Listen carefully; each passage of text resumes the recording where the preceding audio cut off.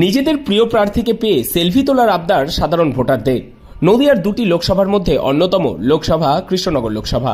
এখানে রয়েছে হেভিওয়েট প্রার্থী দুজনেই। তার মধ্যে অন্যতম কৃষ্ণনগর লোকসভার তৃণমূল প্রার্থী মহুয়া মৈত্র। দিল্লির সংসদ ভবন থেকে তার সাংসদ পদ বহিষ্কার করার পরেও তৃণমূলের টিকিটে আবারও তিনি লোকসভা নির্বাচনে লড়ছেন নিজের এলাকাতেই।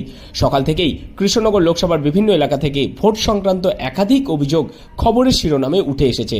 তবে কৃষ্ণনগর লোকসভা নির্বাচনে তৃণমূল প্রার্থী মহুয়া মৈত্রকে দেখা গিয়েছে সর্বক্ষণ নিজের এলাকাগুলি প্রদক্ষিণ করতে।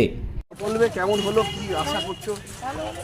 সকাল থেকে সংসদটা বেরোলো, কৃষ্ণনগর দক্ষিণ থেকে কৃষ্ণনগর উত্তর থেকে আরম্ভ করে দক্ষিণ, তারপর নাকাশিপাড়া, তারপর কালীগঞ্জ, তারপর পলাশিপাড়া, তারপর তেহট্ট, তারপর চাপড়া, তারপর টাউনে ঢুকলাম ঘুনি, তারপরে শান্তিপূর্ণ এটাই আমি এটাই চেয়েছিলাম যাতে খুব স্মুথলি হয়। ঠিক আছে, খুব স্মুথলি হবে, খুব শান্তিপূর্ণ, খুব সেক্ষেত্রে কোনো রকম অপোনেন্ট দলের ক্ষেত্রে বলে কি করেছে আমি জানি না, আমার দাদা দেখলাম।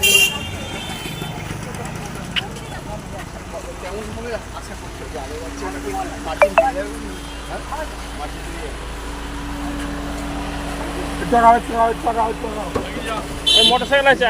কখনো গাড়িতে, কখনো বা মোটরসাইকেলে করে কর্মী সমর্থকদের সঙ্গে নিয়েই তিনি ঘুরে চলেছেন কৃষ্ণনগর উত্তর, কৃষ্ণনগর দক্ষিণ, তেহট্ট, চাপড়া, পলাশিপাড়া, কালীগঞ্জ, নাকাশিপাড়া ইত্যাদি বিভিন্ন এলাকার বুথ কেন্দ্রগুলিতে।